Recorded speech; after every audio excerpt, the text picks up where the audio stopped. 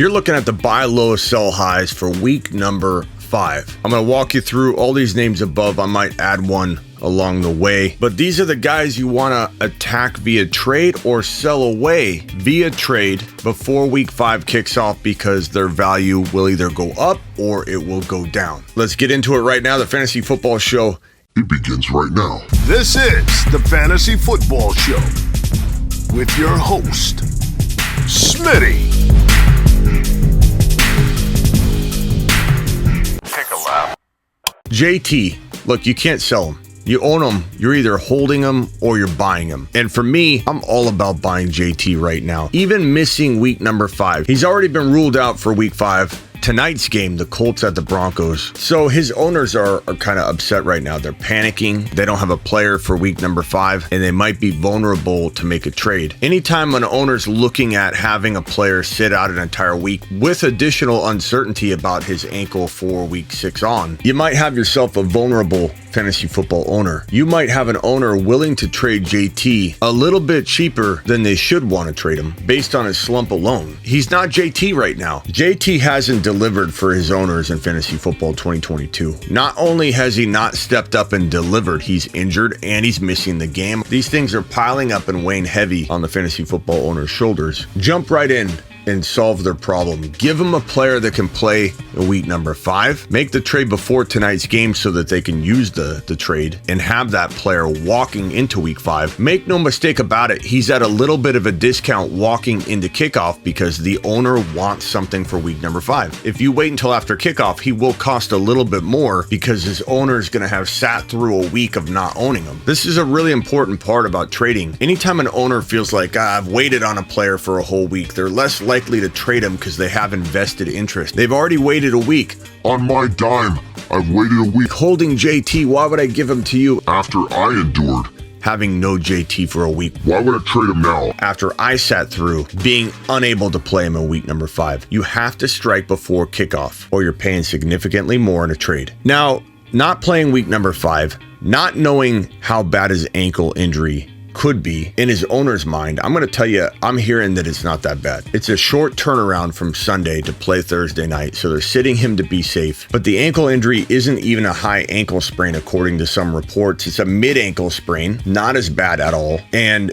in my opinion, I'm willing to take the chance that JT comes back to form, and I'm willing to let one league at least ride and die off of that notion. I don't care. I do enough leagues. Maybe you don't, and you got to consider that. I do enough leagues where I can go all in on a JT and not lose a wink of sleep if it doesn't work out, because this feels like a good gamble to take. Going all in on JT, meaning buying him super low, I don't lose a wink of sleep if it doesn't work out. It's such a good bet to me. And the fact that you can get rid of a Jacobs and maybe a player like Mike Williams or Cortland Sutton and Jacobs or Leonard Fournette straight up. I hate to trade them, but like Olave and a James Robinson have landed JT in numerous trade talks on my channel. And I know you're going to say, Smitty, Nobody trades in my league like that. I play with a bunch of sharks. The world revolves around Me, our league. Everything revolves around our league. we're the best. Let me tell you something. How many times have you made a trade you regret, Bob? How many times have you pressed the button and instantly regretted your trade? Don't tell me people aren't making bad trades. Your league's different and special. Maybe your trade techniques need some tweaking, Bob. I know you think you're the best. Everybody does. I'm the best trader. I know what I'm doing. Maybe you aren't. Maybe you're going right after the player. Hey, what do you want for JT? Let me tell you something.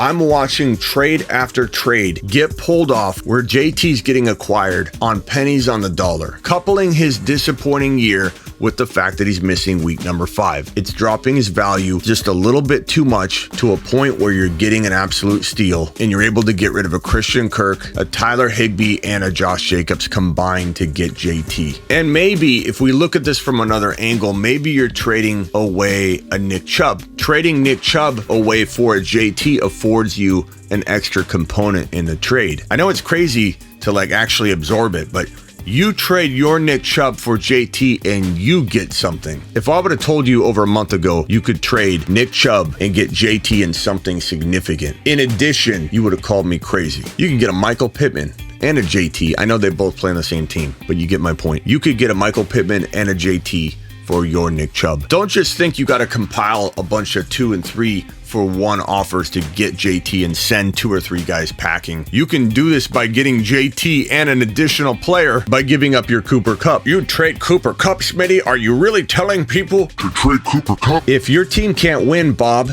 It doesn't matter what you have. I get so sick and tired of seeing people in the comments say, you can't trade Cooper Kupp. Did he just say trade Cooper Kupp? Did he just say trade Barkley? You don't trade Barkley. You don't trade... Justin Jefferson. If you're winning, maybe you don't. If the offer isn't too good to turn down, maybe you don't. But if you've got an injury-plagued team and you can't win, you know in your heart of hearts you can't win unless you make a trade. You got to divide and conquer. If you send Cooper Kupp to the owner with JT, you can get JT and Breece Hall. You could get JT and Dameon Pierce. You could get JT and a T. Higgins. I've seen somebody get JT and DeAndre Swift using Cooper Kupp and some throw-in they got off waivers, a boon, and swinging back to the 2-for-1 J.K. Dobbins and Cortland Sutton. J.K. Dobbins, James Robinson, and Drake London for JT. Get creative, go make your offer. Don't think you can't acquire him and not make an attempt, or you will regret seeing a notification come by that says Bill from Quality Assurance offered Bob from accounting a trade you could have done, but you didn't send the offer because you thought, I play with sharks, we're too good for this kind of stuff.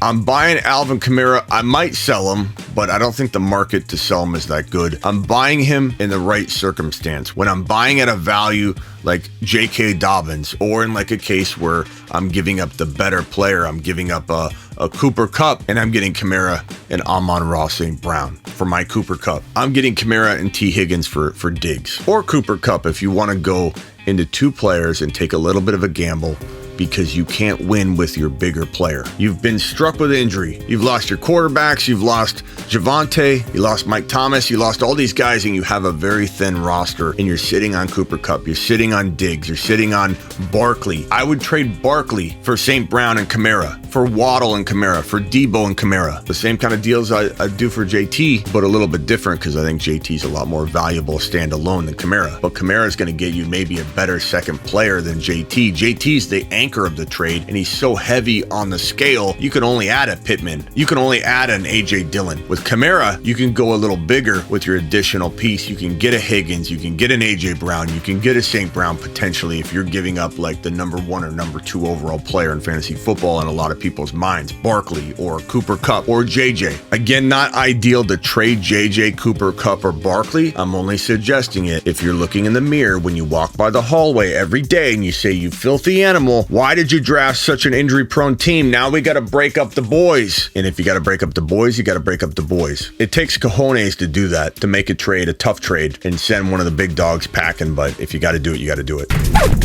One of my favorite go-get players right now is AJ Dillon. If you are a Javonte Williams individual, you got hit by the injury, an injury that struck a lot of my teams, and it pains me. It pains me. I bleed with you. And the fact that I was so high on Javonte, it really, really is painful inside to watch a lot of people that invested in Javonte, influenced by a lot of what I've said, struggle through building the team back up and trying to get back in the mix. My solution in a lot of ways has been to go get AJ Dillon. I've been telling everybody I can to try and go after AJ Dillon. Why? Because you can get him for low end or middle range running back 2 value. Don't buy him like a RB1. You don't need to. He hasn't delivered near what anybody thought he would deliver through 4 weeks of action. But you can buy him now as a running back 2, which he is right now. But he holds that Javonte Williams ceiling if anything happens to Aaron Jones. Or they lean on the run a lot more than people anticipate down the stretch. AJ Dillon is one of the safer players to trade for if you buy him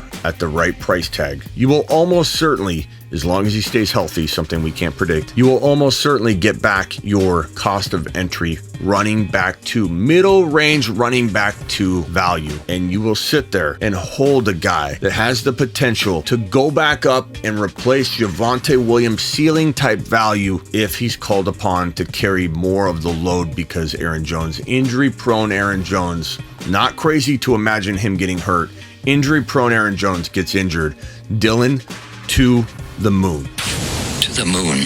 And again, it doesn't have to happen. If it doesn't happen, you're not like, Smitty was wrong about AJ Dillon. You're getting what you paid. You're only waiting for a little extra gravy. And if the gravy's made, your team is back to where it would have been. You're whole again from the Javonte Williams injury. He's so safe to go get. I absolutely love him. You can do 1-for-1 deals pretty easily, but you can also throw him into deals where we're talking about here, where you're getting JT and Dillon, you're getting Kamara and Dillon. You're giving up a big name player and you're getting 2 players. You're getting Higgins and Dillon for 1 big name wide receiver. You're getting Pittman and Dillon for a pretty decent, like Debo type wide receiver. You're getting Jamar Chase and Dillon by giving up one of the top 3 overall players, like a Barkley, a JJ, a Cooper Kupp. You're getting JT and Dillon. It's a phenomenal move. You getting the 2 and giving away your player, the 1 better player. Dillon is a usable running back 2 sleeping giant. A functioning sleeping giant that's getting you RB2 numbers no matter what.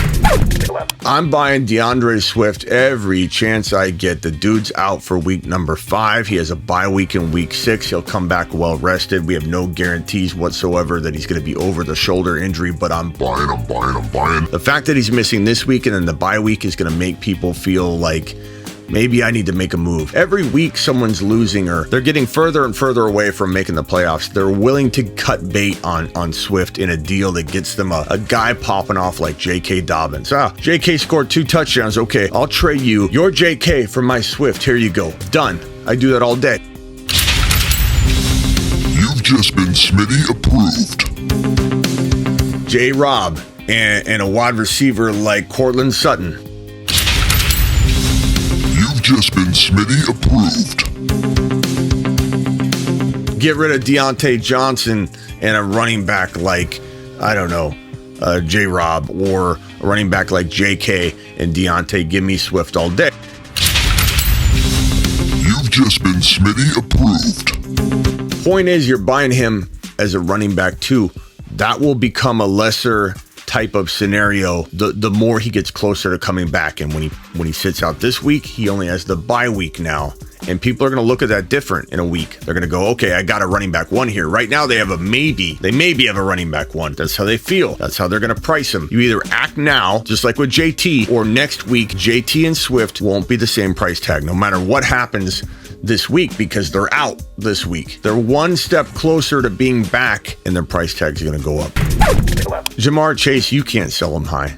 You can buy him low, and you can buy him really low. You can do, more importantly, things that I've talked about, like you have a potential Nick Chubb, who I don't want you to trade unless you have to make a move. Your team is decimated by injuries. You know, honestly, internal inventory, I can't win. I need to take Chubb. Divide and conquer. Jamar Chase with a Dillon, Jamar Chase with a player like Breece Hall or Dameon Pierce. You can use Jamar Chase, couple him with a player that I just mentioned or a different player that fits that bill, and get rid of Nick Chubb and have yourself an upgraded lineup. Sell Miles Sanders as quick as you can. I get it. He looks really good right now, but I don't trust him. Even he didn't trust himself walking into 2022 because he didn't know how he was going to be used. And Gainwell's still involved. I just don't trust him to stay healthy, number 1, and I don't trust him to be consistent, number 2. Do I give him away? No. Do I trade him for an AJ Dillon? Maybe. Do I trade him in a deal where you give up a Curtis Samuel or a James Robinson or another wide receiver that's doing well that you don't really know how things are going to look a week or 2 from now? Do I trade Sanders and that player for a DeAndre Swift? You've just been Smitty. Do I try and use Sanders and a player to go get JT or Kamara? You've just been Smitty approved. Back to Jamar Chase. He's such a good player to acquire when you get another player with Jamar for a player that is above both of them. You're giving up the 1 player for 2 players, but I also don't mind giving up 2 players for Jamar Chase. There's always different ways to acquire players. I like giving up a potential J.K. Dobbins for Jamar Chase. I'll give a Mike Williams or a Drake London with another player like Connor, who I worry about staying healthy and he's back on the field. Trade him now. Sanders and Deontay for Jamar Chase. J-Rob and Deontay for Jamar Chase. Leonard Fournette straight up for Jamar. I take Jamar. You might even get more, who knows? Christian Kirk and Sanders, Christian Kirk and maybe a JK or Jamar Chase. Maybe you won't do that. Maybe you like J.K. Dobbins, and I don't want to talk you out of liking J.K. Dobbins, but keep in mind that J.K. Dobbins, and we'll put him on the sell list right here, he is in a committee. It's always a committee. He's in a committee no matter what. Even if they decide not to have other running backs involved, he's in a committee with Lamar Jackson. Lamar Jackson is the number one running back. Lamar Jackson is the number one running back and touchdown threat. Even if JK had 2 TDs in week number 4, you want to sell high on that. His yardage wasn't phenomenal. He wasn't amazing yards per carry. It was touchdown production that you can't count on in an offense where the quarterback is the RB1 and there's a committee, and Gus the Bus is coming back. I'm not scared of him. I'm not picking him up, but there's a committee feel there in Baltimore all the time. And if you don't take advantage of trading JK away straight up for a Jamar Chase, straight up for a DeAndre Swift, or adding in Curtis Samuels or potential Mike Williams or Cortland Suttons, you're going to lose value and not be able to get these things done later when the guys were buying low increase in value. When Swift goes up, when Swift is a week sooner from coming back, when AJ Dillon decides to score 2 TDs in one game or more, when Jamar Chase has his 3 TD performance, his bounce back game, you're not going to be able to do anything to get him low ever again. So I'm selling Leonard Fournette in all those scenarios that I've already explained. I'm selling Jacobs in a similar fashion to JK. He had a monster week number 4. And do I feel like maybe he's capable of continuing to play very, very well? I kind of do. So I won't sell low. But if I'm able to get into a Swift straight up or add something small, like a Deontay Johnson, like a wide receiver, even lesser, a Curtis Samuel, with Jacobs to get DeAndre Swift, because again, he's 2 weeks away from coming back, something that changes the moment kickoff happens. I'm trading Jacobs all day. I'll hold him if the price isn't right, but I'm trading him all day to try and get some of these guys over here that I like a lot more. I'm trading Jacobs straight up for Jamar Chase straight up. I'm trading Jacobs straight up for T. Higgins. I'm trading JK straight up for Pittman. I'm trading Sanders straight up for Pittman. I'm trading Sanders straight up for AJ Dillon. I'm trying to get an AJ Dillon and maybe a Pittman for a Jacobs and something, or a JK and something. I'm trying to get greedy when I'm getting my Dillon at a low value and I'm getting Pittman at a low value. I'm throwing in Zeke Elliott any chance I get. He's a throw-in, but people probably would pay something for him. And Pittman, we're buying him. I'm explaining that as we go. Najee's kind of living in both worlds. I buy him in the right context. He's the first guy that's going to live in both buckets. I'm buying Najee. I'm selling Najee. Pickett's going to be under center. They'll probably be a better offense because of it. But I still worry that the offensive line and the offense won't set him up for success. And I'm still worried the foot injury could come back. A little less worried about the foot than I was before, because apparently we're lied to left and right as to what is the injury, how bad the foot really was, even in the offseason. But we still don't see the Najee we want to see. The foot might be hampering him, and that's why he's not as effective. But then he hurdles over somebody the next play. So it's really tough to gauge how good Najee is going to be going forward. That's why he lives in both buckets. There's a reason why he lives in both buckets. I don't know exactly how I feel about him.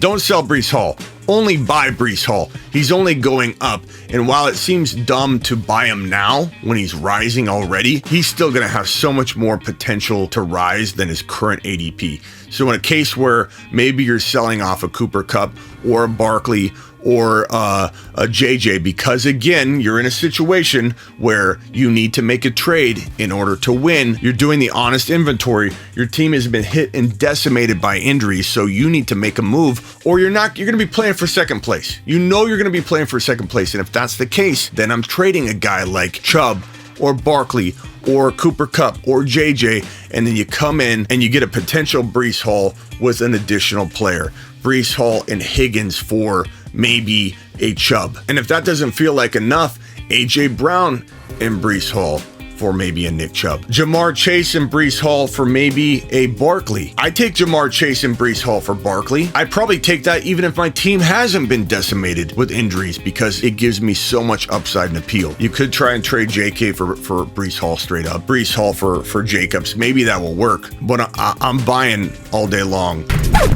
And Herbert, I'm going to buy low. He's at rough couple weeks, and I think people are a little down on his production, but I think he will bounce back in a significant way and be that top 1 to 3 quarterback that I know he can be. And so he's a pretty decent buy low right now. If you've been decimated with injuries and somebody has Herbert and another quarterback and they did good drafting their backup quarterback, they might be itching to maybe accept a trade that gets them into a JK and a wide receiver because they're hurting at running back. Maybe they got decimated by running back injuries and they got to divide and conquer themselves. Herbert might be attainable. Poke around, don't overpay. You want to buy him much lower than his ADP was back in September and August. But if you can get him for a bargain, what feels like a bargain, he's a go get for me. And the final guy on the list, look, I'd sell Cook. We're going to put him in both buckets. He and Najee, they have that kind of like you want to maybe go get him or maybe sell him depending on your situation. If you're in a bind where you're like, I need to divide and conquer, him and a potential Pittman, him and a potential Dillon, him and a potential Swift, him and a potential, wide receiver like Higgins to divide and conquer and get rid of a bigger name player, it kind of makes sense to get Cook involved in a trade like that. Maybe not 1-for-1s unless you're trading JK for Cook and you want to take that gamble. You've got Madison on your bench, or Jacobs for Cook and you've got, the ability to do that. And maybe you got Madison on your bench in that situation too. I'm buying Cook 1-for-1 in those scenarios, but Cook really is valuable when you're getting another component in the trade. You're giving up a one better player, getting Cook and a very good player back. And whenever you do these trades, the most important thing, if you take away anything from what I say today, is if you're trading one player away for 2 players, ask yourself the question, if one of the 2 players that you're getting get hurt, could the trade still be viable? Not saying that the one player left of the 2 that you acquired will outscore the player you're giving up, but could they? Could they? Like in the example of you're trading away Nick Chubb to get Dalvin, Cook, and Pittman, okay? Could, if Cook went down, and let's say Madison wasn't a part of the equation, could Pittman hang with Nick Chubb? Probably won't, but could he? Yeah, he could. Therefore, Pittman is a very good second player in this trade. Could, if Pittman went down, could Cook hang with Nick Chubb? Probably won't, but could he? Yes, he could. That means you're doing a good trade. When you could argue that the 2 pieces that you're getting are very arguable, not a guarantee, probably not going to happen in terms of outscoring the one player you're giving up, Chubb, but you're getting Cook and Pittman. They're very, very arguable pieces, and that's how you do a 2-for-1. So Cook, in some context, I'm buying. In some context, I will sell. That is the Fantasy Football Show buy low, sell high video for week number 5. Get on over to thefantasyfootballshow.com and get your one-on-one text advice, your bold predictions, your rankings. I carry around my text line with me all day long, on-demand text service at thefantasyfootballshow.com. And if your season feels like it's in turmoil, wrapped up in a whole bunch of turmoil, a turmoil sandwich, get on over to Underdog Fantasy, use promo code Smitty, and they'll match up to $100 on your first deposit, but you can start over. You can start over and draft for a contest that's called Resurrection, where you're drafting, you're reviving your fantasy season. Resurrection, you're reviving it by drafting for week 6 through 17 only. Everything you know now up in your noggin, going into week number 6, take it with you, go draft, make every day draft day until week 6 kicks off, because you can do as many, well, I think they limit you on like a couple hundred or something, but you can do more drafts than you can possibly do. And they're $10 each, and the prizes are unreal, and you can try out different strategies, mix them up a little bit, but kind of stay the course on what you're thinking. Go draft with what you know now, walking into week 6 through 17. Underdog Fantasy, promo code Smitty. The link is in the description. Use promo code Smitty to get that instant bonus match of up to $100. You deposit 50, they give you 50. You deposit 100, they give you 100. And I'm live every single Monday through Friday, 7 p.m. Eastern. Every single Monday through Friday. I'm also live whenever news breaks. So if Tom Brady decides to retire mid-season or whatever, I'm going live almost immediately to talk about it. So if breaking news is out there and you're like, man, where can I go talk about this in a live chat? Where can I go hear on the spot analysis, live reaction to this breaking news? Your man Smitty, I'm live whenever news breaks. I'm live Monday through Friday, 7 p.m. Eastern. I'm also live almost every night in the late night hours, the graveyard shift. I'm always live. I'm here for you. I work for you. Now get out of here. Or may I be dismissed? This is the Fantasy Football Show with your host, Smitty.